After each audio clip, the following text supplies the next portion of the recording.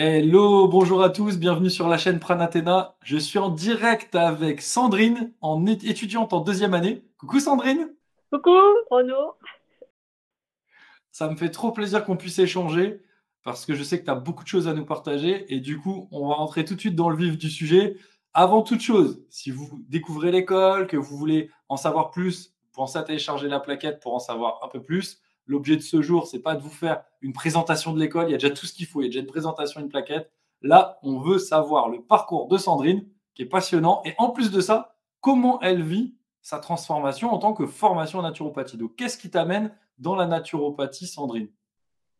Alors, c'est un long chemin. J'ai fait un petit retour en arrière et je me suis aperçue que déjà au début, donc ça remonte à très loin, je parle des années 81, on nous avait proposé une formation de tourisme à l'époque, c'était le BNS. Et déjà, j'étais très intéressée par ça. J'avais suivi toute la formation, donc c'était toute l'année après les cours. Hein. C'était pas une journée comme le PSC1 maintenant. C'était hyper complet. Et après les cours, voilà, j'avais passé mon BNS. Donc déjà, tout ce qui était soins, aide, entraide, ça, c'est quelque chose qui me tenait à cœur. Ensuite, ben, j'ai fait une formation, j'ai fait un bac scientifique, j'ai fait une première année de fac de biologie. Et puis, pour des raisons perso, bah, j'ai dû arrêter. Je me suis tournée vers la musique. Bon. Et puis, j'ai un peu lâché tout ce qui était soins. La naturo, on n'en parlait pas encore. Et puis, l'informatique, ça m'allait pas. Donc, j'ai fait différents métiers. C'était pas ça. Mais je continue à m'intéresser. Donc, aux huiles essentielles, la phytothérapie, ce genre de choses. Et puis, quand je me suis retrouvée avec un projet d'avoir un enfant, je me suis dit, il faut, alors instinctivement, hein, parce que la naturo, c'était pas encore, je me suis dit, il faut que je sois en bonne forme, il faut que je lui donne le meilleur terreau possible pour qu'il pousse bien. Et là, je me suis dit, bon, bah, je peux plus me prendre des antibiotiques tout le temps parce que j'ai des synusites, donc il faut que je trouve une autre solution. Là, à l'époque, il y avait un labo qui vend des gélules qui m'a conseillé lavande et ephedra, ce que j'ai pris avant l'opération des sinus. Ça a très bien marché. Et je me suis dit, bon, bah, je vais continuer comme ça. Donc, avant le projet de bébé, bah, je fais super attention. J'essaie d'être le plus clean possible dans mon corps et dans ma vie. Et puis, ça a bien marché, en fait. Ça a très bien marché. Donc, je me suis aperçue que bah, la sinusite a disparu, que les maux de tête avaient disparu, que tous les petits symptômes que j'avais tous les hivers, bah, ça avait disparu aussi. Et j'ai continué à m'y intéresser de plus en plus, mais sans avoir l'idée d'en faire quelque chose de professionnel. Et puis bah, ça a duré, ça a duré. Et en 2017, j'ai décidé de, euh, de me former en naturopathie. Voilà. Et là, j'ai fait une première formation, donc j'ai pris beaucoup de temps pour choisir mon école. Beaucoup, beaucoup, beaucoup, beaucoup de temps. Alors attends, quand tu dis beaucoup de temps, donne-nous des chiffres parce que là, quand tu insistes, j'ai l'impression que ça se compte en dizaines d'années là. Pas en dizaine d'années, mais plusieurs, je dirais au moins 2 ans. D'accord. 2 ans. Alors j'ai cherché quelle école, c'était toujours comme les pubs pour la vache qui rit, hein. Trop loin, trop près, trop cher, pas assez, enfin bon, il y avait toujours un truc qui allait pas. Et aucune école qui m'apportait vraiment, qui résonnait vraiment en moi. Donc j'ai fini par choisir sur des critères qui ne sont pas forcément les bons, qui d'ailleurs n'ont pas été les bons. Je me suis dit, il faut que je puisse m'arrêter en cours de route si cette école ne me convient pas, faut que je puisse, et il faut qu'elle soit pas trop loin et il faut que ce soit pratique et enfin voilà. Donc plutôt des modalités pratiques que Ouais. des critères en rapport avec ce que tu allais recevoir et ce que tu allais pouvoir vivre comme expérience, quoi. Tout à fait, tout à fait. D'accord. Et donc j'ai fini par m'inscrire.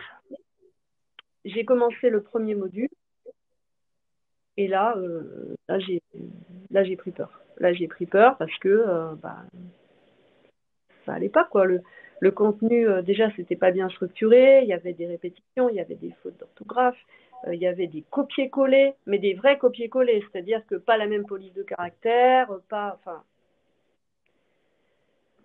Je me suis dit, non, mais c'est pas possible.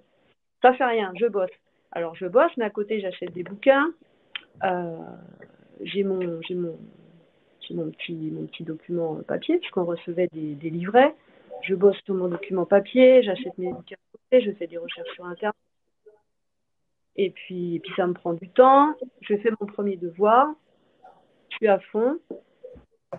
J'ai une super bonne note, mais la prof me fait quand même des commentaires en me disant non mais ça je sais pas où vous l'avez trouvé, ça je sais pas où vous l'avez trouvé. Enfin, en fait je l'ai trouvé en partie dans le cours et en partie sur oui mais non ça va pas, je suis pas d'accord. Je dis ah non mais cette partie-là vient du cours, donc comment vous pouvez ne pas être d'accord avec le cours qu'on reçoit quoi.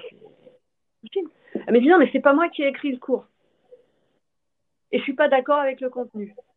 D'accord. Donc là je me dis non vraiment je perds mon temps, je perds mon argent. Je fais quand même un stage de réflexologie plantaire. Super, super. Je me suis éclatée pendant une semaine, super formatrice. Donc ça, c'est quand même le bon côté. Et là, j'ai lâché. J'ai lâché parce que je me suis dit, j'ai encore 5 modules à faire. 5 modules à peu près. Je vais jeter l'argent par les fenêtres et j'aurai rien appris. Autant aller sur Wikipédia, puisqu'il y a des copier-coller aussi de Wikipédia. Donc ne perdons pas plus de temps. 2017. Et là, je lâche. Je lâche la naturopathie complètement et je me forme à la géobiologie et aux soins énergétiques. Et puis ça continue jusqu'au 4 mai 2021. Dit-elle avec assurance. 4 mai 2021, j'ouvre ma boîte mail et je reçois un mail de Stéphane Tétard. Comment choisir son école de naturopathie? Encore une, puis je ne sais pas pourquoi je lis le mail et je vois, d'habitude, je conseille, alors il donne 2 noms d'écoles, mais là, voilà, nouvelle école qui parle des métaux lourds et avec un état d'esprit qui me plaît vraiment. Donc, je vous conseille d'aller voir 4 mai. Le 6 mai, il y avait il y avait un séminaire de formation. Eh ben, j'y suis allée, j'ai regardé, ça m'a plu, ça n'a fait que confirmer en fait ce que j'avais ressenti en lisant ce mail de Stéphane. Et dans la foulée, il y avait le premier module de Daniel, Introduction à la naturo. Et je me suis dit, bon, au pire des cas, j'aurais perdu 3 jours et enfin, je crois que c'était 200 euros, 197 euros, un truc comme ça. Mais je vais voir ce que ça donne. Je vais voir ce que ça donne. Au moins, je vais tester si c'est un vrai cours, si c'est pas encore un truc où on me promet monts et merveilles et puis il y aura rien au bout. Et puis là, donc je m'inscris. Je m'inscris au module de Daniel. J'avais de la famille qui était là. Bon, j'avais dit bon, je vais regarder. Au pire, je viendrai avec vous, je lâcherai. Enfin, voilà. Et puis je commence. Donc je me pose une journée de congé le vendredi et là. J'ai pas décollé jusqu'au dimanche soir. Viens. Alors, il me disait, viens, on va à la plage. Non, allez-y, là, je suis occupée, je peux pas, là. Et j'ai passé 3 jours vissés devant mon ordi à écouter Daniel en me disant, non, mais qui c'est? Non, mais c'est pas possible. Mais qui c'est cette femme? Mais elle est extraordinaire, mais... Ah non, mais je veux prendre des cours avec elle, mais c'est pas possible. Et je notais. Alors, j'arrêtais pas d'écrire. J'étais émerveillée. Daniel, quoi. C'est vraiment c'est un phénomène. Elle est juste extraordinaire. Et là, je me suis dit, non, mais il faut que je m'inscrive dans cette école. Puis j'ai regardé après les tarifs et je me suis dit, il y a d'autres écoles que j'avais bénées pour des tarifs qui étaient quand même moins élevés, quoi. Et je me suis dit, oui, mais cette fois, c'est la bonne école. Il faut que je suive des cours avec Daniel Boussard. Ce n'est pas possible autrement. Voilà, il n'y a pas de hasard. Tout s'enchaîne.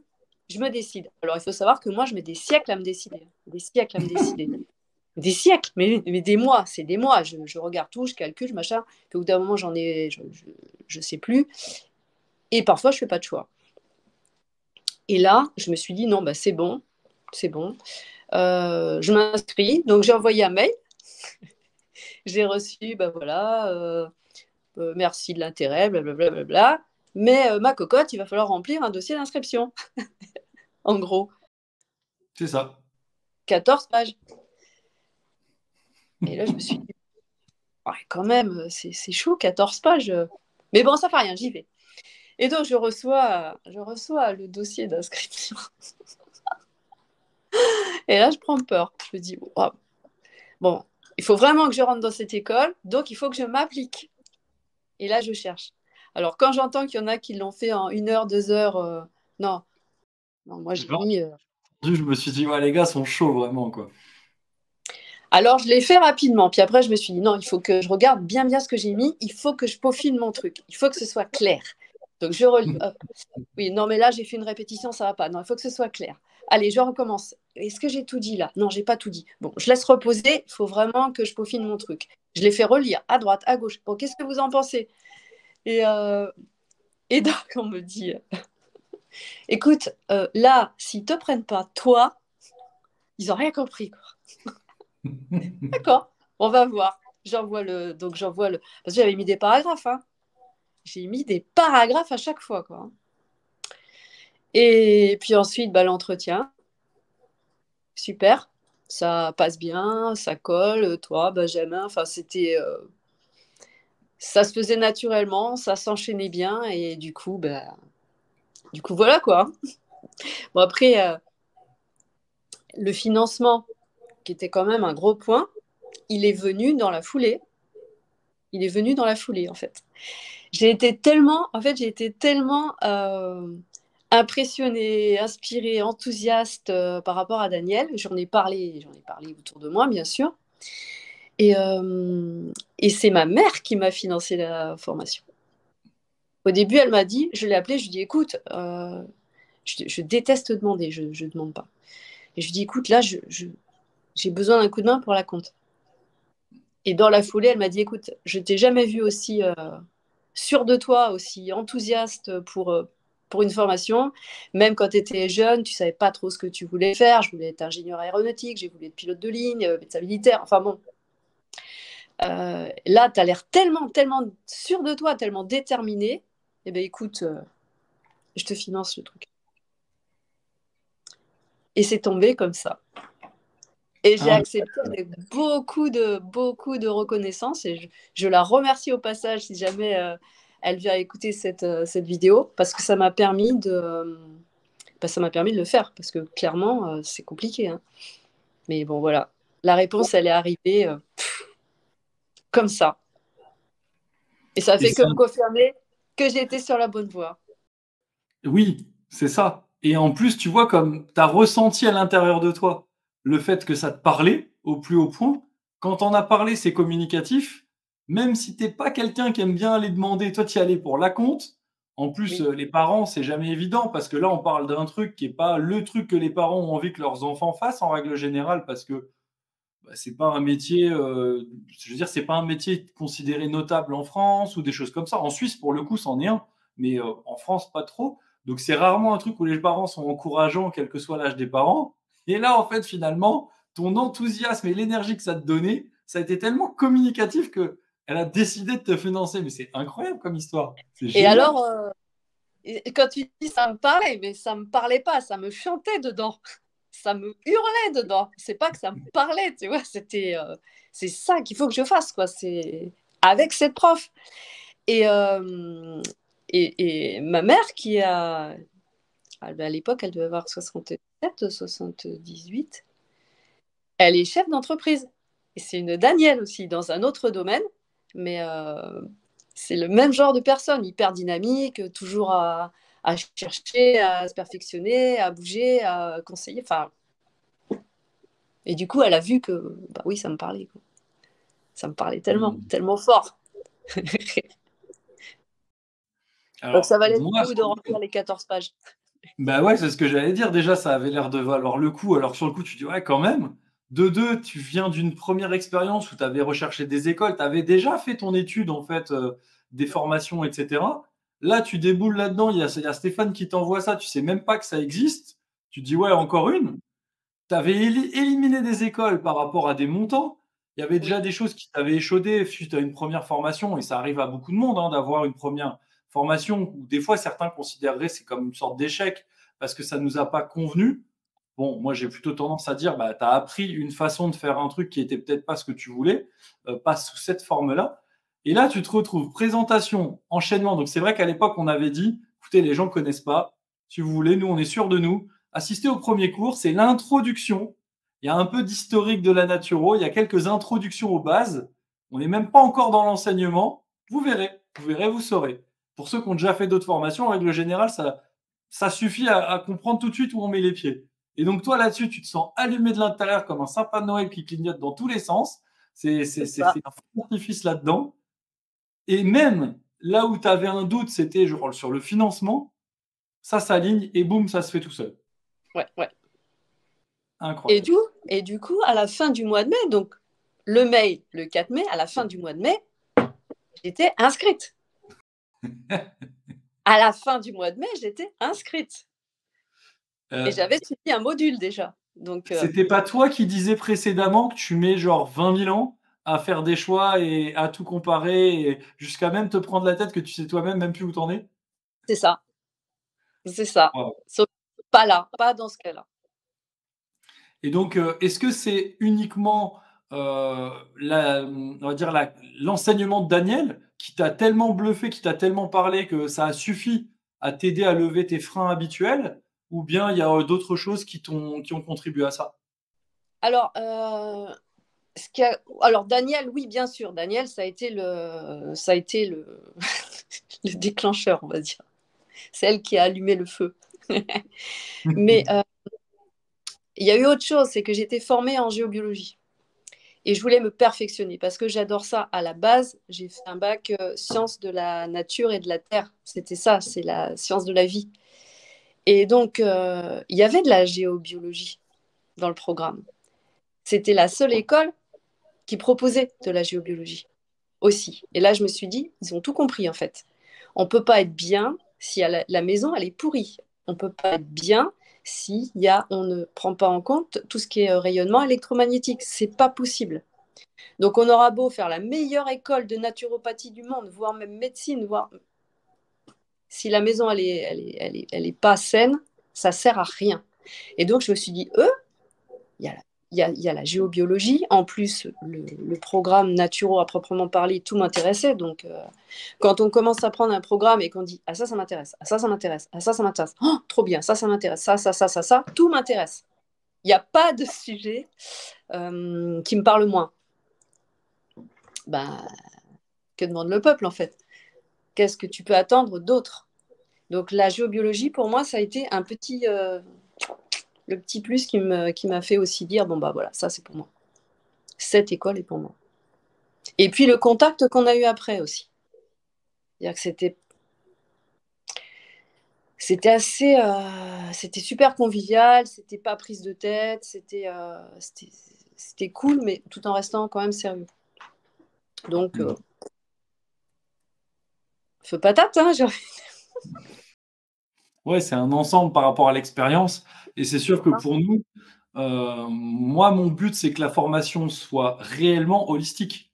Tu sais, on a vite tendance à dire la naturopathie, c'est une approche holistique, etc. Mais en réalité, le naturopathe, on lui explique que les choses sont importantes, mais il sait rien faire. Il sait pas comment agir dessus, il sait pas comment voir les choses. Alors évidemment, nous, on n'a pas la prétention de former à la géobiologie comme une école de géobiologie. Enfin, c'est pas du tout le même métier. Mais pour autant, le but du naturopathe, c'est qu'il ait une vision suffisamment précise de la chose pour se rendre compte si peut-être un des paramètres qui pose problème, il vient de là. Quitte à renvoyer vers un géobiologue parmi tes collègues ou toi-même ou d'autres. Et l'idée, c'est d'avoir aussi au sein de la famille Pranatana des gens qui ont ces casquettes-là par ailleurs, de façon à pouvoir ventiler quand il y a des besoins, etc. Évidemment. Et pour moi, le naturopathe qui n'est pas conscient de l'impact, par exemple, d'une télé derrière le mur quand il y a un lit d'enfant, etc., bah, en fait, il ne peut pas travailler puisqu'il va faire quoi? Il va donner des plantes sédatives pour que le gamin y dorme. Mais en fait, ça n'a aucun sens. C'est pas ça résoudre la cause de la cause. C'est pas ça prendre l'humain dans son ensemble. Et soit on pense à l'humain dans son ensemble, psychologiquement, émotionnellement, au niveau physiologique, physique, etc., mais on oublie environnementalement. c'est très important l'environnement dans lequel on vit. On y est tout le temps. Je veux dire, la personne qui habite dans un environnement qui ne va pas, c'est important que le naturopathe puisse avoir dans son esprit, dans son référentiel, l'idée que bah, là, il y a quelque chose. Et ça fait pas, et ça, il n'y a pas que ça, il y a tout le reste. Mais quelque part, la réflexion derrière, c'est celle-ci. Et tu as raison de souligner que nous, c'est un truc qu'on a compris. Je pense que ça évoluera dans ce sens à l'avenir. De la même manière qu'en Allemagne, les health practiqueurs travaillent avec des géobiophysiciens qui souvent sont des géobiologues en réalité, hein, mais simplement là-bas, il y a quelque chose de plus reconnu et plus structuré. C'est évident. Je veux dire, ils font ça pour les écoles, ils font ça pour les hôpitaux, ils le font pour plein de choses. Parce que ça a du sens, en fait, de faire attention à cet aspect-là, si on veut éviter les problèmes. Bah oui, mais c'est évident, mais malgré tout, bah, j'ai pas trouvé d'autres écoles qui le proposent. Aucune. Aucune à part Prana, Tena. Et ouais, heureusement qu'il y a eu ce mail de Stéphane Tétard, hein. Écoute, là, franchement, un peu plus, tu te serais retrouvé, je sais pas dans quoi, mais le mail de Stéphane Tétard. En plus, quand tu en as parlé tard, c'était extrêmement drôle parce que tu dis, tu as fait un espèce de genre encore un mail ou encore une école, c'est bon, je suis blasé, je connais quoi. Et en fait, finalement, non. Et ton instinct te dit, ouvre-le, regarde, c'est magnifique comment les choses sont faites, hein. Ah, c'est voilà. Et puis après, il y a tout le côté aussi, le côté entraide. Le côté, au début, je me suis dit, bon, famille, bon, c'est aussi des mots. Mais en fait, non, non, non, je le vois maintenant, c'est pas des mots. Quand on se retrouve, parce qu'à la base, moi, je devais faire que du distanciel, parce que je suis quand même loin, hein. Et puis aller module présentiel, un module, deux modules, et puis là, je reviens là. Je prends le train demain et je le reprendrai au mois de mars.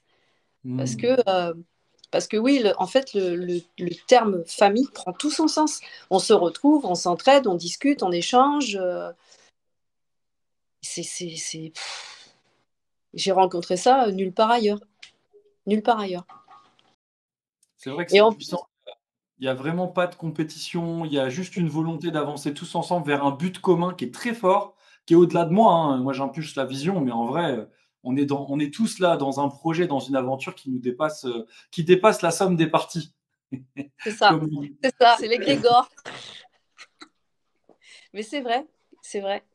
Il y a un côté, là, on s'est retrouvés à plusieurs, on était 6 lundi, là. On est allé faire une petite information dans un labo à Toulouse, mais on se retrouve et c'est bien aussi de se retrouver comme ça en dehors de l'école et on crée des liens, des trucs, voilà. Et c'est vraiment top, hein.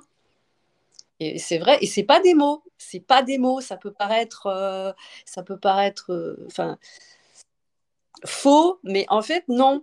C'est réel, il y a une vraie entraide, il y a une vraie bienveillance. Je déteste ce mot. Bienveillance, je déteste ce mot. C'est mis à toutes les sauces et on est obligé. Et des fois, je ne suis pas forcément toujours, toujours bienveillante. J'ai pas mes ailes ni mon auréole, là. J'ai pas changé les piles. Et, mais il y a une vraie bienveillance. Une vraie bienveillance. On n'est pas toujours d'accord, hein. Voilà. C'est pour ça que je dis c'est une vraie bienveillance.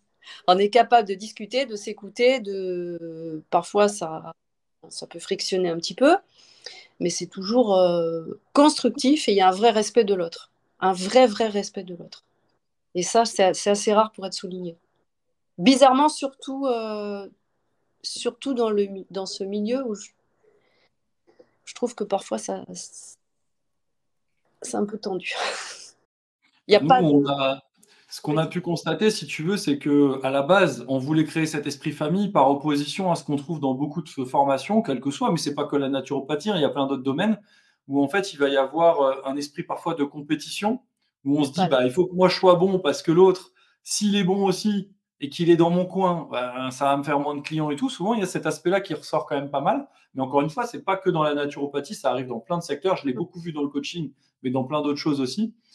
Et c'est vrai qu'on souhaitait mettre en place un esprit famille parce qu'on ne va pas partir à la conquête du monde, faire connaître une discipline qui est complètement méconnue du grand public. La géobiologie est probablement plus connue que la naturopathie à l'heure actuelle au niveau du grand public, c'est pour dire. Et pourtant, en France, ce n'est pas du tout un truc qui est démocratisé.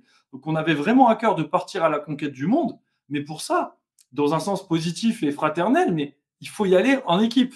Il faut y aller en se soutenant. Il faut y aller en se serrant les coudes. Et on s'est dit, on va impulser ça tout de suite. Le problème de ça, c'est qu'on est dans un univers, et là, certains me diront, ouais, stéréotype, machin. Quoi qu'il en soit, on reste dans un univers où il y a 99,9% de femmes. Et souvent, ça peut chipoter un petit peu, quoi. On va dire dans les univers où il y a beaucoup de femmes, ça arrive que parfois ça se titille, ça chipote, etc. Donc il y avait vraiment la volonté de créer un contexte extrêmement favorable à la fraternisation et on l'implique dans nos axes de travail. Hein. Il y a professionnalisation, ça on fait, il n'y a pas de problème. Démocratisation, on se débrouille. Fraternisation, on fait notre mieux. Mais aussi parce que si on se l'applique à nous-mêmes, c'est beaucoup plus facile après d'aller vers les autres naturopathes d'autres formations, d'autres écoles, avec une autre vision, avec d'autres disciplines, les disciplines médicales, les disciplines paramédicales, et puis d'autres professionnels dans les approches complémentaires, de façon encore une fois fraternisée. Et ça, plus vite on arrive à l'incarner dans l'école, plus vite ça devient un automatisme, et plus vite on va le faire avec les autres. Donc c'était une vraie volonté, et je sais qu'il y a plein d'entre vous, et ça me fait rire quand tu dis ça, c'est que parfois on a l'impression que c'est un discours marketing. Ouais, le type parle de famille, non, c'est bon, la famille, c'est la famille, il n'y a pas de famille Pranathéna, c'est bien, ouais, c'est bien, vas-y, vends ton truc. Et en fait, quand tu es dedans, tu te rends compte qu'en fait, c'est pas du tout bidon. Il y a vraiment ça, mais moi, je peux pas en vouloir aux gens. Je serais à leur place, je me dirais la même chose. Je me dirais, oui, bon, peut-être qu'il dit ça pour vendre son truc. En fait, en réalité, il y a un vrai esprit famille. Ouais, c'est assez fort. Hein. Bah oui, je l'ai pensé aussi, c'est clair. Je me suis dit, bah, famille, oui, bien sûr. Oui. Bien sûr. Mais non, c'est vrai, c'est vrai. Franchement, et on est complémentaires en plus. C'est ça qui est bien. C'est que on pourrait dire école de naturopathie, concurrence, mais non, parce que chacun a ses spécificités. Moi, je suis plus sur la géobio, le soin énergétique. Le soin énergétique, il y en a plein d'autres. Il y en a qui font de l'hypnose, il y en a qui sont, enfin, réflexologues. Il y a un peu de tout. Et en fait, ça nous enrichit considérablement parce que quand on discute d'un cas naturo pur, enfin pur, d'un cas naturo, on va dire, oui, pur, on peut dire ça comme ça, chacun apporte sa petite pierre en plus. Et du coup, c'est hyper enrichissant. Et on s'aperçoit qu'en fait, non, il n'y a pas de concurrence, il y a de la complémentarité et de l'entraide. Et c'est comme ça qu'on pourra avancer. Et c'est pareil avec le monde médical. C'est pareil avec le monde médical. On joue pas dans la même cour, on n'est pas sur le même tableau. Et tant mieux, hein, tant mieux d'ailleurs. Tant mieux. Chacun son. Tu évoques un truc qui est genre, pour nous, c'est un truc qui nous tient à cœur. C'est le fait de dire, on n'est plus dans cette naturopathie dogmatique où on peut être qu'entre nous, sinon le monde est méchant, le monde ne nous comprend pas, etc. On est dans une naturopathie moderne qui est inspirante, qui inspire même des gens d'autres secteurs et qui est ouverte sur le monde. Et donc forcément, bah, tu n'as plus envie de te prendre la tête. Et toi, justement, tu parlais d'être allé dans une petite formation avec d'autres de l'école. Est-ce que vous avez croisé d'autres naturopathes et d'autres professions? Comment ça s'est passé pour fraterniser et tout ça?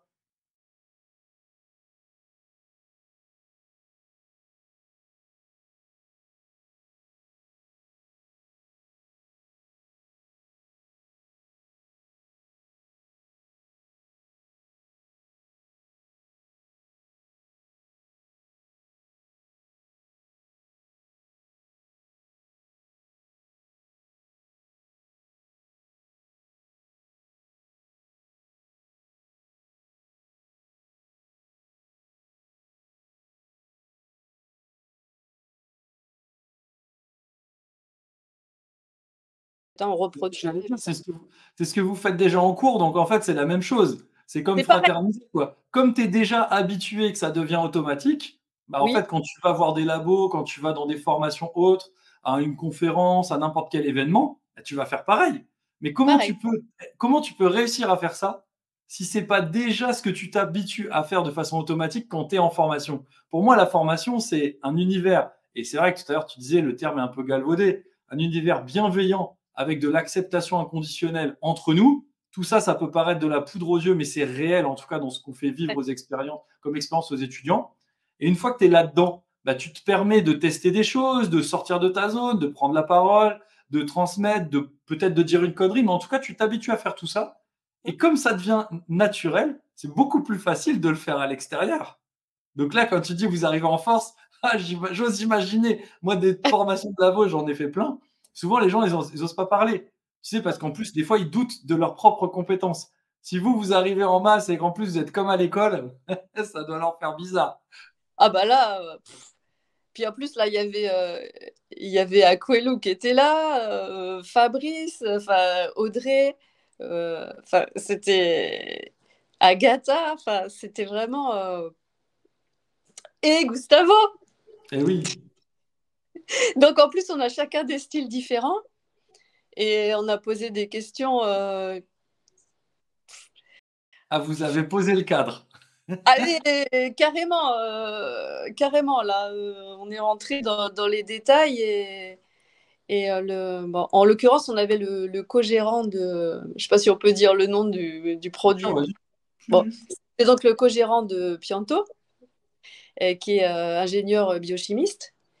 Et du coup, bah, commence à poser des questions. Je dis, ouais, vous ne savez pas parler des aquaporines, là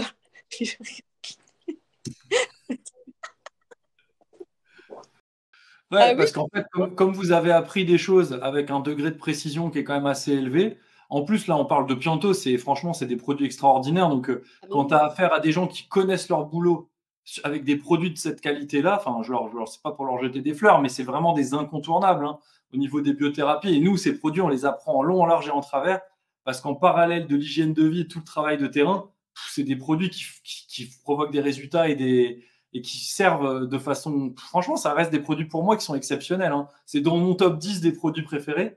Et quand tu as affaire à des gens qui connaissent très bien leurs produits, qui connaissent tout l'envers du décor, toute la partie technique et tout ça, et qu'en plus, toi, tu arrives avec un vrai bagage et une vraie légitimité à poser des questions, évidemment qu'on évolue tous et que c'est passionnant, quoi. Tu m'étonnes qu'ils ont dû le remarquer.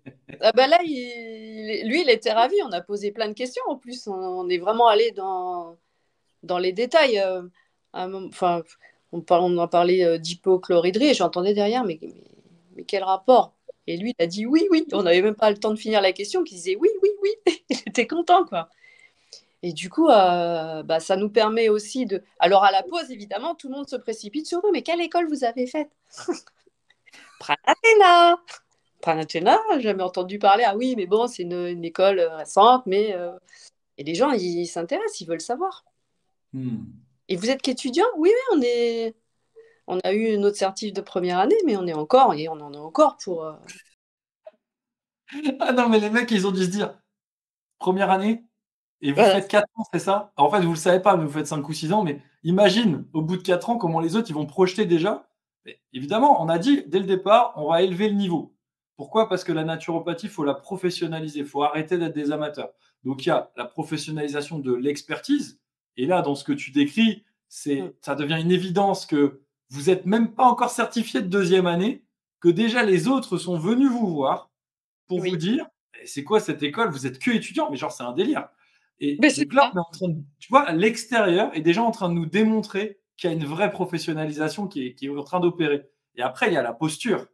Et ça, c'est moins tangible parce que c'est pas un truc où on te fait une liste de tu devrais être comme ci, être comme ça, être machin. C'est plutôt un truc qui se fait au fur et à mesure quand on travaille sur soi, dans les coachings, qu'on travaille sur soi dans les ateliers, mais aussi dans tous les cours. Parce qu'à chaque fois, il se passe des choses qui vont vous faire moduler la posture par la mimétisation, enfin par le mimétisme, qui vont moduler la posture par comment vous réfléchissez à des cas, quand vous vous entraidez, etc. Et à la fin, bah, ça donne une différence qui est tout simplement qu'est-ce qu'on cherche à créer comme nouvelle naturopathie et qu'est-ce qui se passait avant quand on faisait à l'ancienne. C'est ça. Et j'ai pu remarquer aussi que quand j'ai entendu les discussions, parce qu'on a tous mangé, on a tous mangé ensemble, et quand j'entends les discussions, enfin, il y avait beaucoup de négatifs, beaucoup de négatifs. C'est venu aussi sur l'idée, enfin, ce qui se passe actuellement avec la naturo. Et il y en a qui sont vraiment stressés, hein, ils sont vraiment angoissés, hein. Et nous, j'avais pas du tout l'impression. Et ça vous, bah non, enfin, moi non, perso, non. Je sais ce que je suis en train d'apprendre, je sais ce que je vais faire. Non. Tu te Bah non, en sens fait, c'est pas le différent. L'idée, enfin, non, ça me stresse pas, clairement. Ça me Non, mais c'est stresse. intéressant parce que tu vois, en fait, aujourd'hui, la crise qu'on vit médiatique, etc., elle est basée sur des choses qui ont été faites parce que la naturopathie, elle mouline en boucle et sans se recycler depuis 30 ou 40, 50 ans. On va dire depuis les années 70-80. Donc forcément, quand tu apprends des choses qui sont au goût du jour, qui permettent de collaborer, de fraterniser, et avec le corps médical, il n'y a plus de litige, comme il y a pu avoir dans le passé, de gens qui, je sais pas, qui d'un coup improvisent, jouer le rôle d'un médecin, arrêter des traitements, mais enfin, qui fait ça, quoi? Non, on fait pas ça. Donc vous l'apprenez dès le départ. Mais on vous donne aussi, du coup, en compensation, énormément d'outils pour pouvoir faire votre travail et le faire bien. Et c'est ça qui est intéressant, c'est que souvent le naturopathe manque d'outils et de certitude sur sa partie du boulot. Et donc, pour certains, ça s'improvise à partir sur une partie qui n'est pas la leur et qui utilisent des fois même des techniques qui ont peut-être été recommandées il y a 50 ans, mais aujourd'hui, non, avec de la nuance, on fait plus ça, ou alors on le fait autrement, pas dans tous les cas. Et ça permet en fait de sortir d'un dogmatisme, d'un espèce de truc sectaire que honnêtement j'ai dénoncé pendant des années. Donc je peux pas en vouloir aux médias d'avoir mis le doigt dessus. Maintenant, le média, on le connaît, hein. Les médias, c'est les sensationnalistes, ils aiment bien faire de l'amalgame, dire que tout le monde est comme ça, alors que évidemment non. Mais les gens sont pas dupes, les gens ils ont l'habitude de ce discours des médias, donc voilà, ils se prennent pas la tête. Mais tu as raison de souligner que les autres naturopathes, moi aujourd'hui, je reçois des messages de gens qui sont littéralement en PLS. Et là, ils ont envie d'abandonner. C'est-à-dire que c'est des gens qui sont passionnés par ça, mais qui ont envie d'abandonner. Et quand j'en discute avec eux, la manière dont ils ont été formés ou quand ils se tournent vers leur école, étant étudiants ou bien certifiés en activité, quand ils se tournent vers l'école, le discours, il fait flipper, quoi. Déjà dès le départ, on leur explique qu'en fait, non, parce qu'il n'y a jamais eu un discours de qu'est-ce qu'on fait pour faire connaître, qu'est-ce qu'on fait pour nous obtenir un résultat différent de ce qu'on a obtenu jusqu'à maintenant. Donc toi, si je comprends ce que tu me dis, tu parlais de tes collègues en même temps, parce que vous étiez dans le cadre de la formation et de ces discussions communes avec d'autres naturopathes et d'autres professionnels, mais toi, dans ton monde à toi, tu ne ressens pas de stress par rapport à ça. Tu te sens à ta place, Oui. tu sais ce que tu apprends, tu sais quel est ton job, tout ce qui se dit sur la naturopathie, c'est comme si ça ne te concernait pas. Je l'écoute, hein, je l'entends parce qu'évidemment, autour de moi, les gens m'envoient. Alors, je reçois tous les articles. Regarde ce qu'ils disent. Oh là là, machin. Oui, oui, j'entends, je vois, mais ça me perturbe pas. Je sais où je vais. Je sais que ça. Je sais ce que j'apprends. Je sais aussi. Du coup, je connais mes limites. Et je sais ce que je suis pas tout bib. Donc, je me sens pas en concurrence avec les Toubib, je me sens pas du tout, mais pas du tout, c'est autre chose. C'est vraiment autre chose. Donc, ils peuvent dire ce qu'ils veulent, moi, ça me touche pas.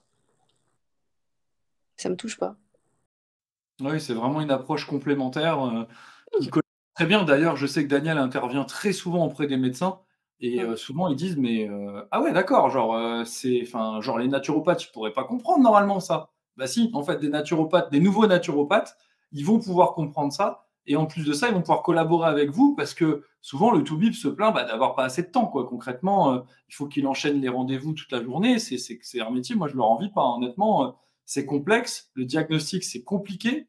Ils ont beaucoup de responsabilités et c'est pas du tout le même boulot. Par contre, tellement d'interactions possibles et moi je trouve ça fascinant quand on peut collaborer avec les médecins et les spécialistes, mais même les autres professions médicales ou paramédicales, hein, il n'y a pas que, j'aime beaucoup collaborer avec des infirmières ou des kinés ou des ostéos, etc. Ce qui est beau en fait, c'est que ils sont trop peu nombreux par rapport au nombre de gens qui les sollicitent, ils n'ont pas toujours le temps à leur accorder et surtout concrètement parler avec une personne pendant 1 heure ou 2 de son hygiène de vie pour pouvoir mettre en place un terrain propice à ce qu'il aille mieux, c'est impossible que de faire ça sur ce laps de temps, tu vois? Ce n'est pas possible, en fait. Et écoutez, eux, il faut qu'ils y aillent, quoi. Ils ont beaucoup de rendez-vous à faire. Donc, c'est juste tellement complémentaire et j'adore pouvoir trouver des toubibs à qui je peux renvoyer les gens aussi. Parce que souvent, nous, il faut quand même le dire, on a affaire à un public qui est, pour certains, n'a plus envie d'avoir affaire à la médecine. Ils ont eu des déceptions. Et notre travail, parfois, c'est quand même le comble de tout ce qu'on raconte sur les naturopathes. Notre travail de naturopathe moderne, c'est de leur faire réavoir un suivi médical. Le nombre de fois où je dis aux gens, écoutez, vous retournez voir un médecin pour faire un suivi, pour qu'il vous fasse les analyses, les examens nécessaires, etc., qui pose son diagnostic, ça pourra que nous aider à travailler. Et la personne, elle hallucine, quoi. Elle dit, mais attends, moi, ça fait des années que je suis déçu, Je viens vers toi pour autre chose, tu fais ton taf, mais en plus de ça, tu me dis d'y retourner, enfin, genre, et pourtant, ils te critiquent à longueur de journée. Ouais, mais en fait, parce que moi, j'ai conscience que ce qu'ils font, je le ferai jamais. Ça ne m'intéresse pas, c'est pas mon boulot. C'est leur taf. Et ça, c'est C'est très ça. important. Très Chacun. important.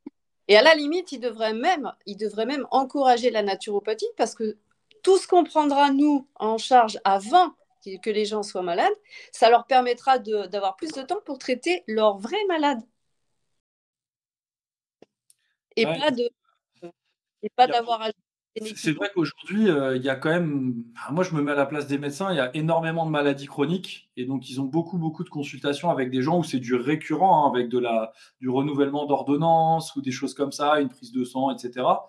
Quand je parle avec certains médecins, ils me disent: «Mais en fait, on croule sous ce genre de rendez-vous» et parfois, il y a des cas, qui sont plus urgents, qui ont un besoin rapide, bah, ils ont du mal à leur trouver une disponibilité ou alors il faut qu'ils allongent encore l'agenda et pour certains, quand tu discutes avec eux, ils finissent à 21h-22h et ça commence à 7h du matin parce que malheureusement, ils n'ont pas les créneaux nécessaires pour pouvoir, absorber les cas d'urgence et nous, notre travail, c'est pas l'urgence. Notre travail, c'est plutôt mettre le terrain en faveur, mettre l'hygiène de vie et la récurrence des actions au service de la pleine expression de la vie. Donc tous les gens qui font du chronique, des trucs comme ça, si on peut essayer de faire en sorte qu'ils en arrivent là, qu'ils en arrivent pas là, pardon, bah, c'est super parce que ça va dégorger aussi et permettre que les médecins puissent s'occuper en partie vraiment de la partie urgente, hein, et où il y a urgence médicale. Moi, j'entends souvent des gens me dire, bah, les 3 médecins de ma ville, ils n'étaient pas dispo. J'ai dû partir aux urgences. J'ai attendu 12 heures dans le couloir. Puis il y avait, pareil, là-bas, c'était engorgé aussi. Ça, c'est un vrai problème sur notre système de santé aujourd'hui, faut reconnaître, hein. Dans d'autres pays, c'est mieux géré. Là, aujourd'hui, bah, nous, je sais pas si c'est une question de gestion, mais en attendant, c'est complètement encombré. Et toute personne qui a eu recours s'en rend bien compte, hein. Il y a pas photo, hein. Donc là, il ne s'agit pas de prendre du boulot, il s'agit juste bah, de faire en sorte que chacun fasse là où il est super bon. Et eux, ils sont hyper bons dans le diagnostic, dans le fait d'agir vite, etc. Ils sont excellents, quoi. Bah, c'est leur boulot, j'ai envie de te dire. Bon là-dedans. Et c'est clair Pas qu'on de- n'a aucune envie de leur prendre. Et de deux, c'est pas du tout notre travail. Enfin, clairement, on n'est pas formé, hein. C'est pas à ça que ça sert. Donc, ouais, du coup, qu'est-ce que tu peux nous dire, toi, après 2 ans de formation? Genre, c'est quoi les trucs qui t'ont le plus plu, le plus transformé, le plus marqué? Ah, ah. Eh bien, écoute, j'ai envie de te dire, il y a eu des hauts, il y a eu des bas. J'ai eu des moments de doute.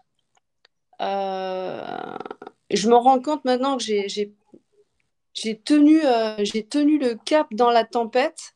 J'ai eu des gros moments de doute. Mais je m'aperçois avec le recul qu'en fait, c'était le processus de transformation. C'est que ça remue quand même pas mal. Ça remet beaucoup de choses en question de soi. On se connaît beaucoup mieux. On apprend à connaître des choses de nous qui ne sont pas forcément agréables, qu'on n'a pas forcément envie d'entendre ou de vivre ou de régler, hein. On ouvre un peu la porte de la cave, hein, quand même. C'est pas top.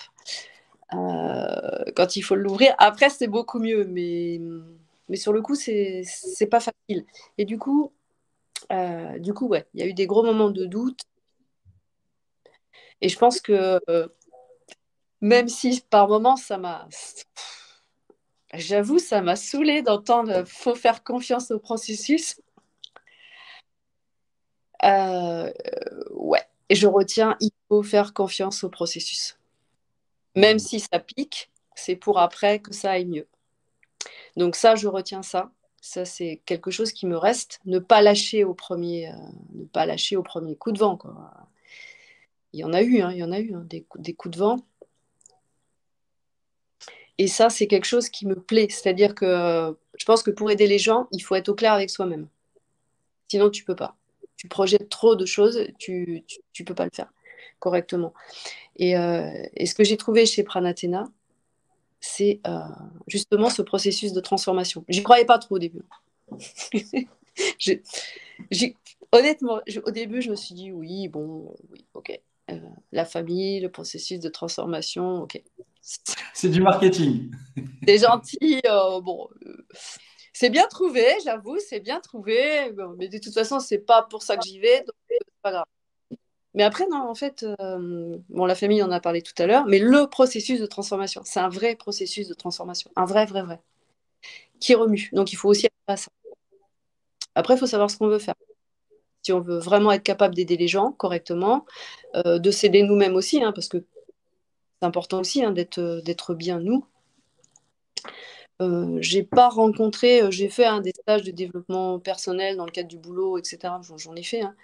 Mais alors, aucun qui ne laisse pas de porte qui ne laisse pas de porte de sortie comme ça. C'est-à-dire que là, ben, tu es face à ton truc et puis il faut y aller, quoi.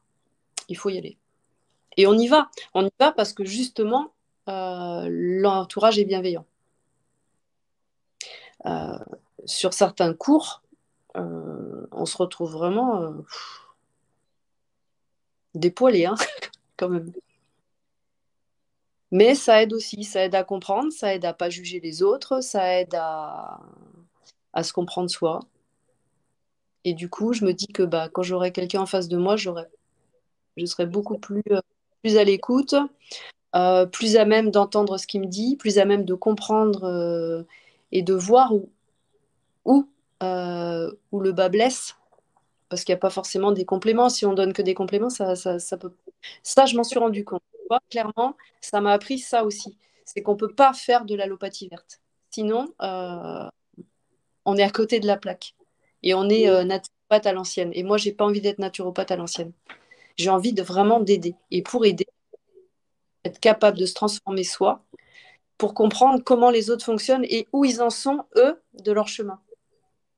Où ils en sont de leur chemin. Et sans jugement. Sans jugement. Il n'y a pas de, il y a pas de niveau, on va dire. Je vois plus ça comme un chemin. Et tu peux guider les autres quand toi, tu as avancé. Si toi, tu es au début du chemin, tu peux pas guider les autres. C'est pas possible. Donc ça, c'est quelque chose qui... Ensuite, bah, l'entraide, je l'ai déjà dit, je t'en ai déjà parlé avant. La complémentarité entre les gens, ça, je trouve ça super. Euh, l'esprit, on avance ensemble. Il n'y a personne qui est laissé derrière. C'est comme, c'est comme dans Lilo et Stitch. Famille, ça veut dire que personne ne doit être abandonné. Famille, c'est que personne ne doit être abandonné. Quand quelqu'un a une difficulté, et peu importe la difficulté, on est derrière. On est derrière. Tout le monde n'est pas derrière tout le temps, mais il y a toujours quelqu'un qui va répondre, moi je peux t'aider.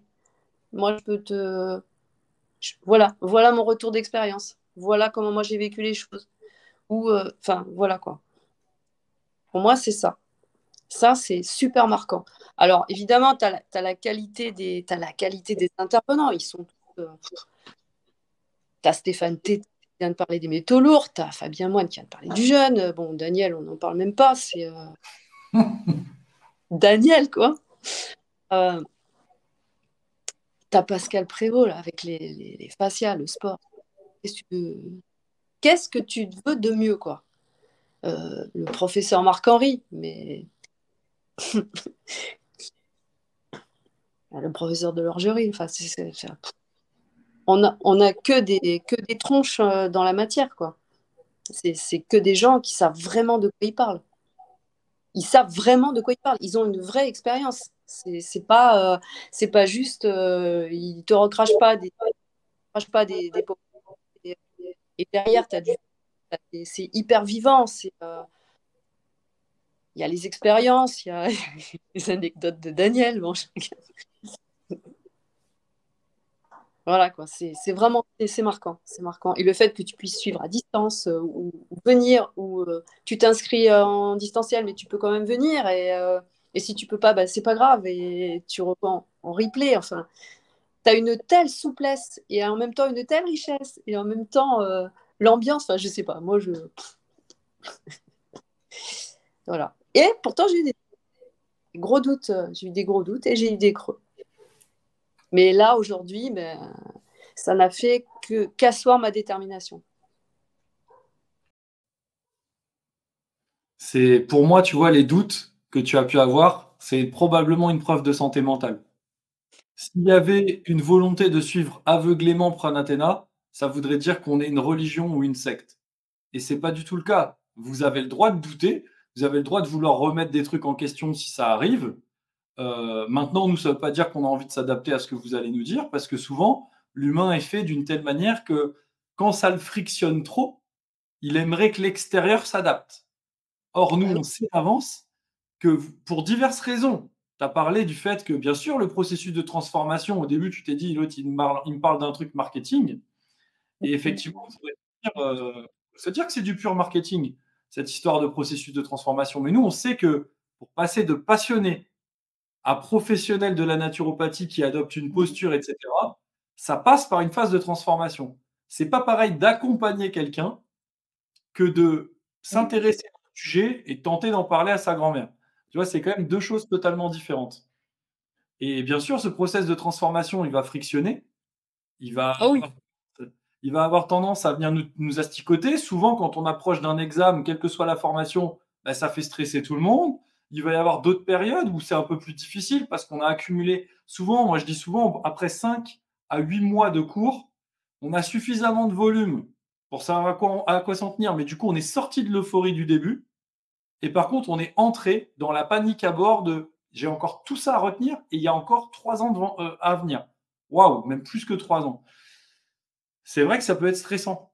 Et donc, c'est totalement normal qu'il y ait des phases où ça frictionne. Et moi, ce que j'aime dans la friction, c'est que ça vous oblige, et c'est pour ça qu'on le permet et qu'on ne l'atténue pas. On pourrait l'amortir au maximum pour que vous ne ressentiez rien, mais en fait, on choisit de ne pas le faire. Alors, c'est un risque, hein, parce que certains pourraient partir, etc. Mais ça permet surtout que que vous appreniez l'humilité face à des situations où parfois on se sent dépassé. Parce qu'on aura des gens en face de nous en tant que professionnels qui, eux, se sentent dépassés pour un truc qui, pour nous, n'est rien du tout.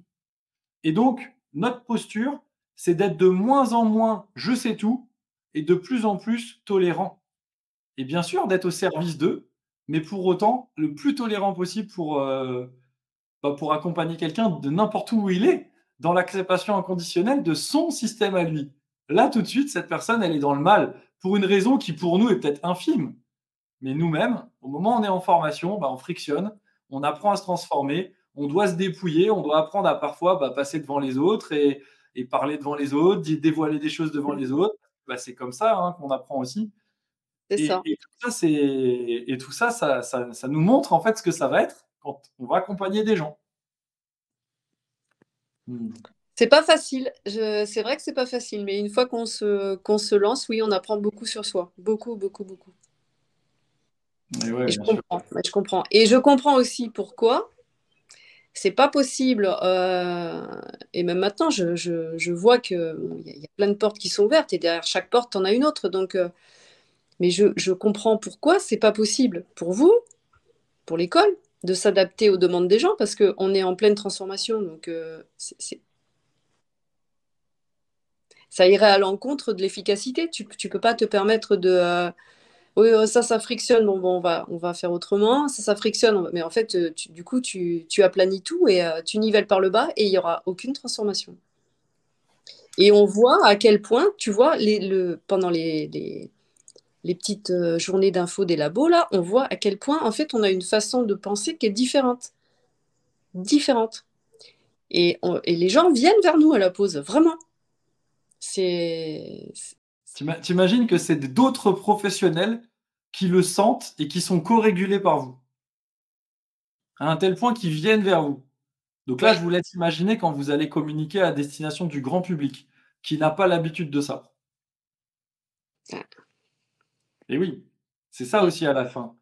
Et pour ça, ça passe par, tu t'as parlé de se dépouiller, mais il y a aussi tout simplement le fait de se déconditionner, d'arrêter d'avoir des idées reçues de lui il fait ça, c'est mal, il doit absolument faire comme ça parce que, et des fois on ne sait même pas pourquoi. Quand on regarde, c'est votre modèle du monde à vous, mais vous êtes persuadé qu'il faut telle alimentation. Deux de tes collègues m'ont dit dans des entrevues comme ça, c'est de mémoire Rim et Stéphanie. Donc pour ceux qui voudraient les voir, et puis les collègues que tu as cités tout à l'heure, pareil, ils ont fait leur entrevue, donc je mettrai les liens si possible dans la description pour que vous puissiez aller voir. Au pire, vous le verrez dans la playlist de toutes les entrevues des étudiants. Et elles évoquaient le fait que quand elles sont entrées en formation, elles avaient des croyances dogmatiques sur l'alimentation. C'est-à-dire qu'elles avaient sur une alimentation très ciblée et que tout le monde devrait faire ça, quelle qu'elle soit, hein. Par contre, au fur et à mesure, il a fallu apprendre à se déconditionner, à sortir un peu de cette idéologie pour entrer dans un truc qui est beaucoup plus nuancé, individualisé et contextualisé. Alors forcément, c'est difficile aussi. Quand je dis ça, quand ça fait 5 ans que je raconte des trucs à mon entourage et que d'un coup, je me rends compte qu'en fait, ce que je dis n'est pas totalement exact, n'est pas totalement faux, mais pas totalement exact non plus, que j'amène un peu de nuance, qu'est-ce que va dire l'entourage? Comment on va me percevoir? Tout ça, ça crée de la friction aussi en soi par rapport à sa propre image. Accepter d'avoir l'humilité que peut-être avant, j'ai dit un truc et que je me suis trompé et que les autres vont pouvoir le pointer du doigt. Et oui, c'est ça aussi. Alors, c'est drôle que tu dises ça parce que j'allais te parler justement du changement, dans le changement, l'alimentation. Parce que moi, quand je me suis inscrite, j'étais végane. D'accord. Premier module, Daniel dit oui, il y a des choses, on peut, et d'autres, on peut pas, ou alors il faut vraiment, on ne devient pas végane comme ça, et ça peut être, il peut y avoir beaucoup de carences qu'on ne soupçonne pas. Moi, je pensais que j'étais carrée avec ça, ça faisait 8 ans, tout allait bien. Là-dessus, j'attrape le Covid, je perds 6 kilos, et là, il faut que je revoie mon alimentation parce que je descends à 44 kilos. Donc 44 kilos pour 1m60, c'est juste pas possible. Et ça continue à chuter. Donc là, je mets mes convictions de côté pendant un moment et je reprends des œufs et du poisson. Et puis ça remonte et je me dis peut-être que en fait Daniel, j'avais vraiment mes convictions, donc je l'écoute d'une oreille, mais j'entends quand même parce que je me dis elle est quand même calée. Si elle dit ça, ça doit pas être en l'air. Donc je me mets quand même ça sur l'oreille. Et je me dis je verrai plus tard. Et puis donc le Covid, blim. Et là, je change mon alimentation. Et j'écoute avec plus d'attention ce qu'elle dit à ce sujet-là. Et je pense que là, on a le niveau 2, la nutrition qui arrive. J'ai hâte. Moi aussi. Mais du coup, voilà, ça m'avait quand même ouvert ça m'a quand même ouvert une petite fenêtre. Et je me suis dit, tu peux pas te permettre de conseiller aux gens selon ce que toi tu penses, même si tu es sûr de toi. Il faut quand même écouter, il faut aller plus loin. Et regarde sur toi déjà ce que ça fait. Comment tu gères le truc, comment ton corps gère, comment ton corps a des besoins que le mental et l'éthique pourront pas nourrir, hein. Donc il faut être capable aussi de se remettre en question. Quand pendant 8 ans tu dis quelque chose et qu'après tu dis bon, euh, ça convient peut-être pas à tout le monde et il faut trouver des solutions. Ou pour les gens qui vraiment, je désespère pas de trouver quelque chose, mais pour l'instant ça m'a appris une certaine forme d'humilité en disant attention, tu peux pas te permettre de conseiller ça parce que il y a des gens à qui ça ira pas. Et là tu vas tu vas leur mettre la misère en fait. Et on n'est pas là pour ça, du tout. Et on n'est pas là non plus pour faire passer nos, nos valeurs à ce point-là, quoi. C'est vraiment quelque chose, il faut être capable de se remettre en question beaucoup. Et ça, voilà, ça, tu vois, typiquement, l'alimentation, c'est un gros sujet pour moi. Et je m'y pencherai là. C'est pour ça que j'ai vraiment hâte de pouvoir discuter avec Daniel de façon précise, parce que je pense qu'il y a peut-être quelque chose à faire. Mais en l'état actuel, je m'aperçois qu'il faut beaucoup, beaucoup, beaucoup de connaissances pour pouvoir dire, OK, ça j'arrête, ça j'arrête, ça j'arrête. Et qu'est-ce que je fais à côté pour compenser et pour que mon corps ne souffre pas de mes valeurs. Tu mets le Ça, doigt sur un sacré sujet. Le sujet notamment au niveau alimentaire, de l'idéologie versus la physiologie. Et comme tu sais, nous, on est vraiment très attachés. Enfin, pour moi, tout ce qu'on fait doit être individualisé, contextualisé. C'est-à-dire qu'à partir du moment où c'est dogmatique et que j'ai l'imaginaire que ça devrait être le cas pour tout le monde, c'est factuellement toujours faux. Pourquoi? Parce qu'en fait, ça peut être valable dans des cas, pas dans d'autres, sur une personne, mais pas à ce moment-là, et pas sur voilà. une autre, et parfois tout le temps pour une et jamais pour l'autre, etc. Et c'est là où c'est beau, en fait.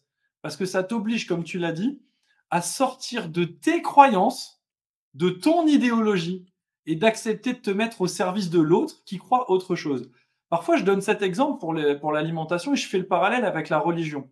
Je me souviens dans des anciens étudiants que j'ai eus, il y en avait qui étaient très, très pratiquants d'une religion. Et souvent, ils me disaient comment on va faire pour accompagner des gens qui n'ont pas la même religion.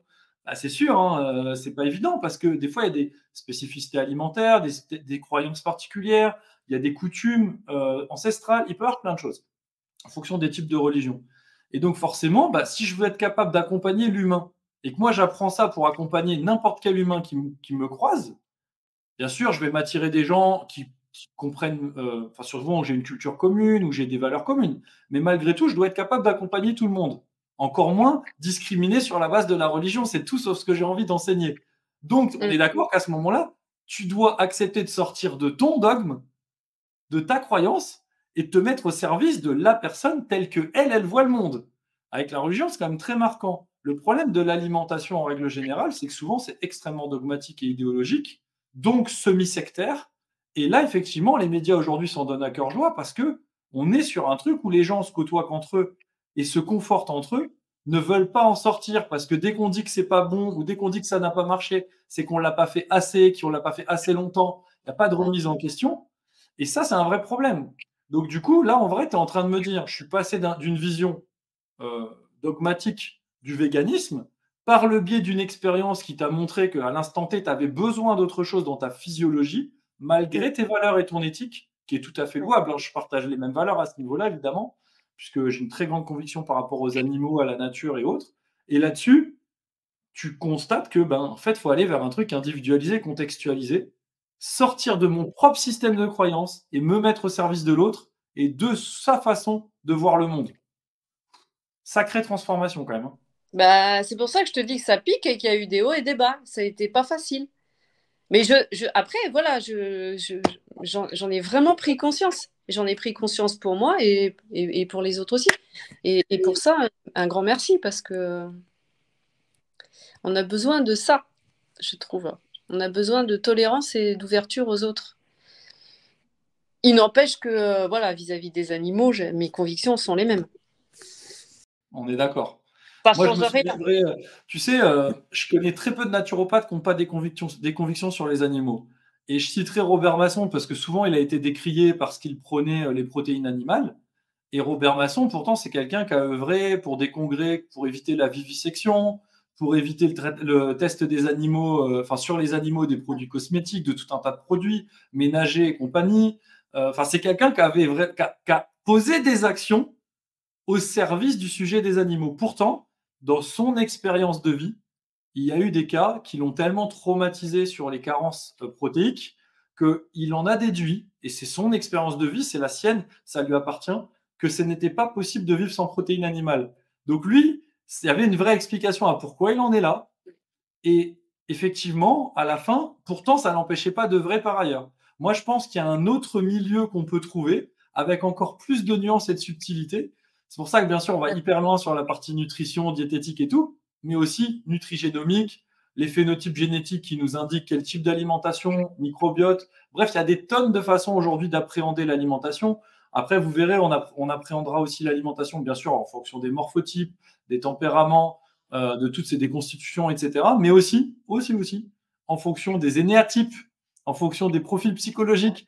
Bref, on va bien se marrer parce que parfois, tu peux avoir des gens qui ont une prise de poids avec une alimentation, mais en fait, c'est dépendant de leur profil psychologique. Ça n'a rien à voir avec leur morphotype, etc., ou leur microbiote, et vice-versa. Donc, c'est assez intéressant aussi d'aller creuser pour avoir toujours plus de nuances et pas juste se dire, ouais, lui, il est grand, un pâle, c'est forcément telle alimentation. C'est plus complexe que ça.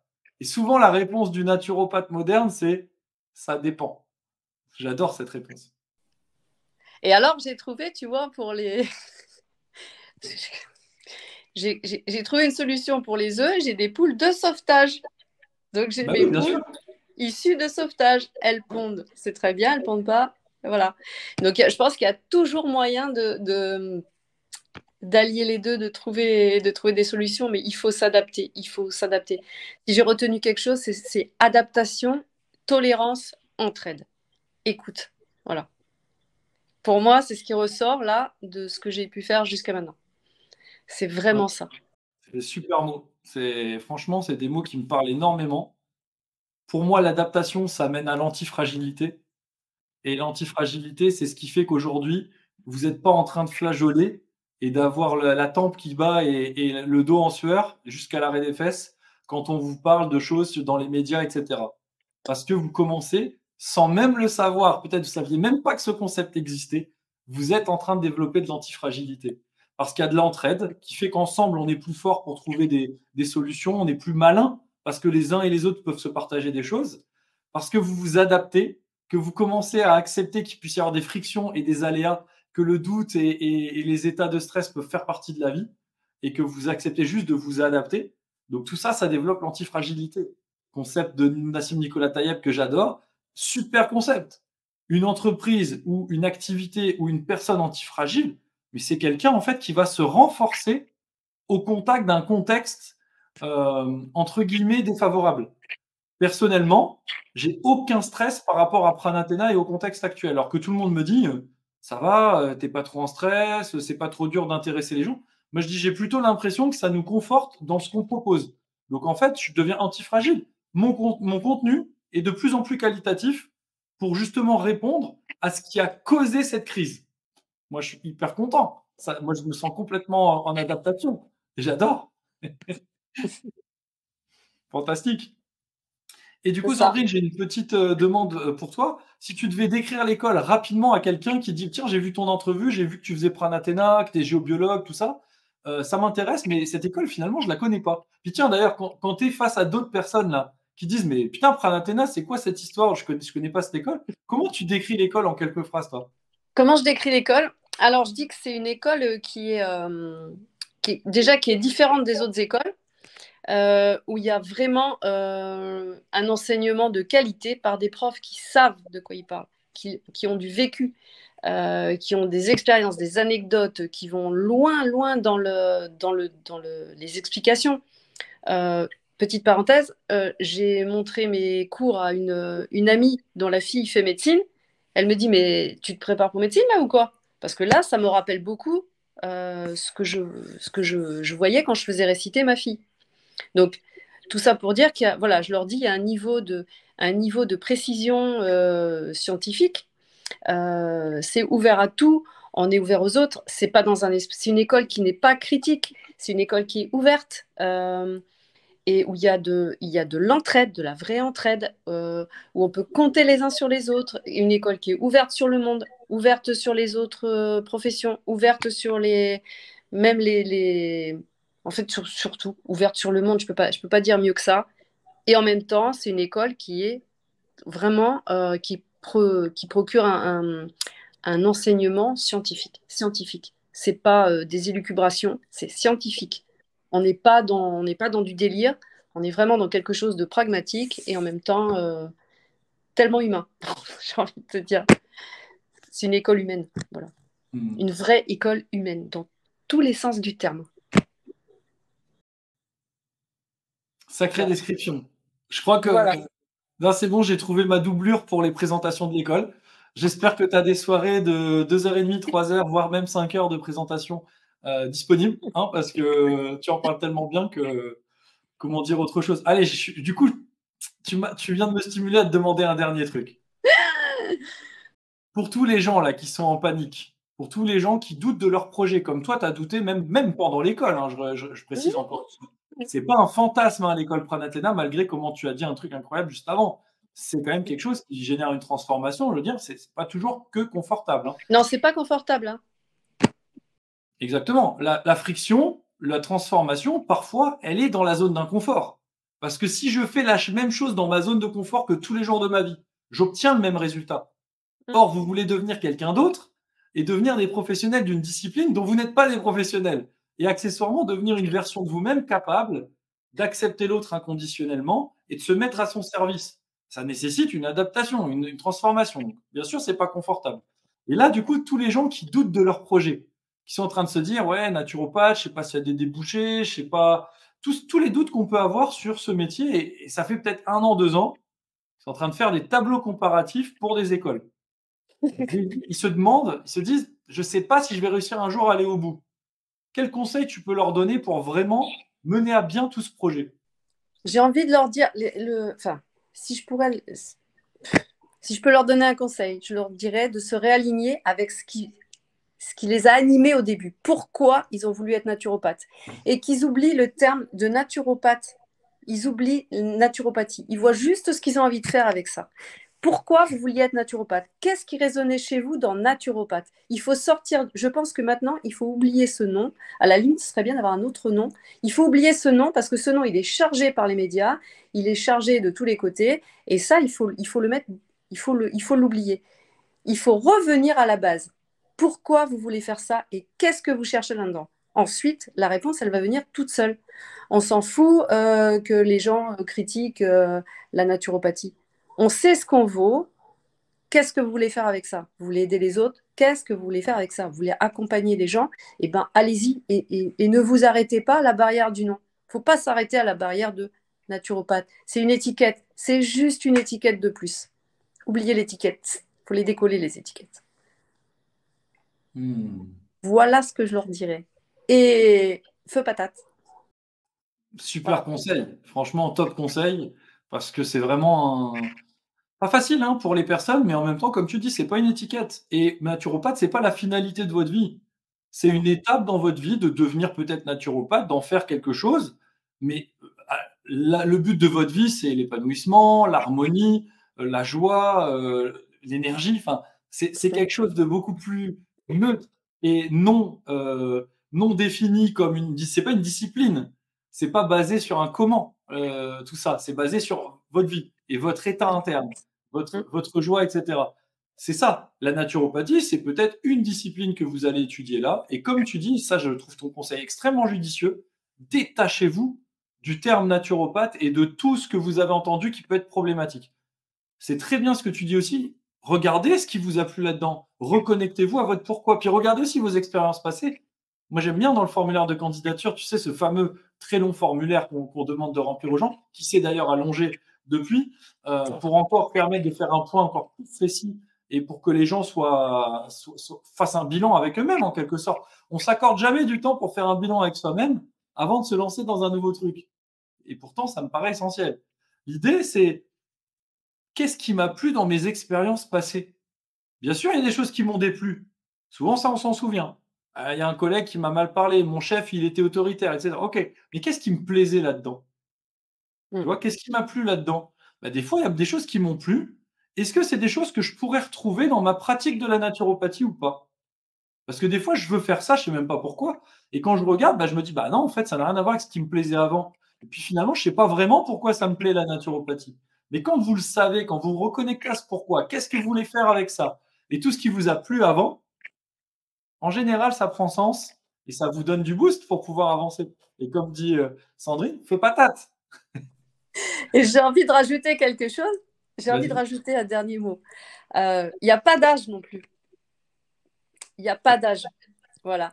Moi, c'est là, dans un mois pile, je fais 60 ans et donc j'aurai fini l'école pour pouvoir continuer à la retraite. La retraite, pour moi, ça voilà. Enfin, j'espère que je pourrai. Mais j'aurai fini l'école et c'est mon projet, voilà, c'est mon prochain métier.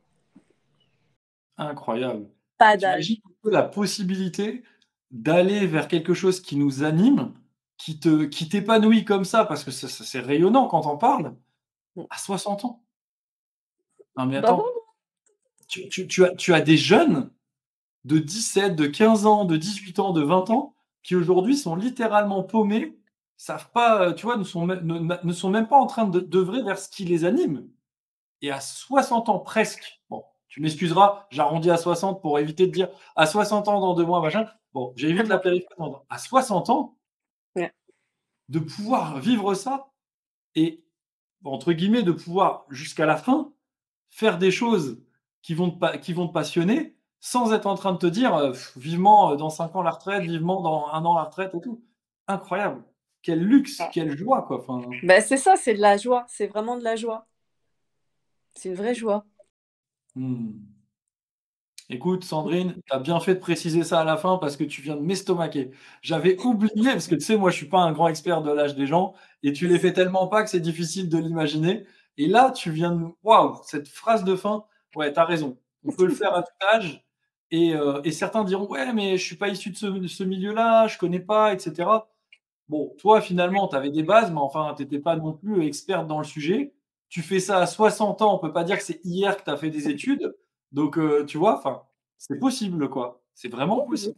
Oui, c'est possible. Tout est possible, suffit d'y croire. Hein. Et quand tu dis, en réunion Pianto, à d'autres naturopathes qu'à presque 60 ans, tu es étudiante, diplômée de première année et qui sont bluffés par les questions que vous posez, genre ça doit te faire sourire franchement.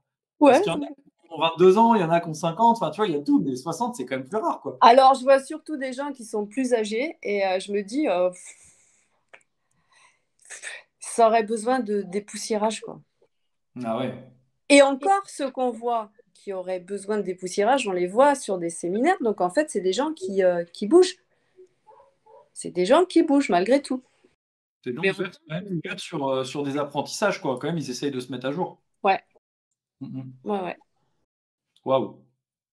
Ah écoute, incroyable ce témoignage. Merci énormément pour tous les partages et toute la valeur que tu as transmis. Tu sais à quel point ça me tient à cœur et franchement, c'est génial. J'adore, moi je retiendrai les trucs, j'adore quand tu dis: «Ah l'autre il parle de transformation, de famille, de machin, c'est quoi?» tu vois? J'adore ce truc de: «C'est des concepts marketing» et en fait non mais en fait c'est vrai, hein. Je vous jure, c'est vrai. Ça.